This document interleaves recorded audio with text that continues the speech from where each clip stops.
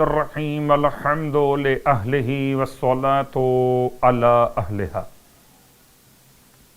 اما بعد، ماہ شعبان المعظم، ماہ شعبان المکرم، ماہ مبارک صلی اللہ علیہ وآلہ وسلم، آخری عشرے کی راتوں میں عبادت کا بیان اور فضائل ماہ مبارک شعبان۔ نہ زبان میں اتنی طاقت کے مکمل فضائل بیان کر سکے اور نہ ہی علم میں اتنی صلاحیت کہ تمام تر اعمال کے بیان کا احاطہ کر سکے۔ اپنی کوتاہیوں کے اقرار کے ساتھ خدا کی بارگاہ میں دست بدعا کہ خدا ہم سب کو ماہ شعبان کے فضائل کو سمجھنے اور اعمال کے انجام دہی کی توفیق مرحمت فرمائے۔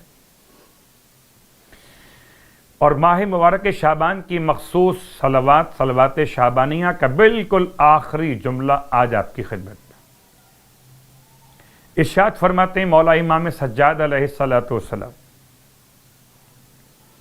کہ پروردگار تو اس طرح سے مجھ سے راضی ہو کر ملاقات کرنا، میرے گناہوں کی پردہ پوشی فرما لینا کہ مجھ پر تو نے اپنی رحمت کو اور اپنی رضا کو واجب کر لیا ہو۔ وَأَنزَلْتَنِي دار القرار، اور تو مجھے ایسے گھر میں پہنچانا جو اطمینان اور سکون کا گھر ہو، وَمَحَلَّ الْأَخْيَارِ، اور نیک افراد کے رہنے کی جگہ ہو جہاں مجھے پہنچانا۔ ماہ مبارک شعبان کے آج کی رات کی نماز کا بیان، 8 رکعت نماز۔ سرکار ختم یہ مرتبہ صلی اللہ علیہ وآلہ ارشاد فرماتے ہیں کہ 21ویں شب ماہ شعبان 8 رکعت نماز پڑھی جائے، کہ جو شخص بھی 8 رکعت نماز پڑھے 2 رکعت کر کے،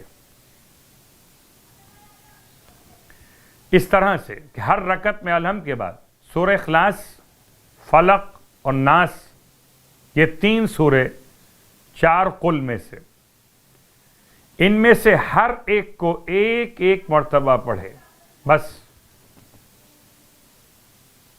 یعنی 8 رکعت نماز پڑھنی ہے، 2 رکعت کر کے پڑھنی ہے۔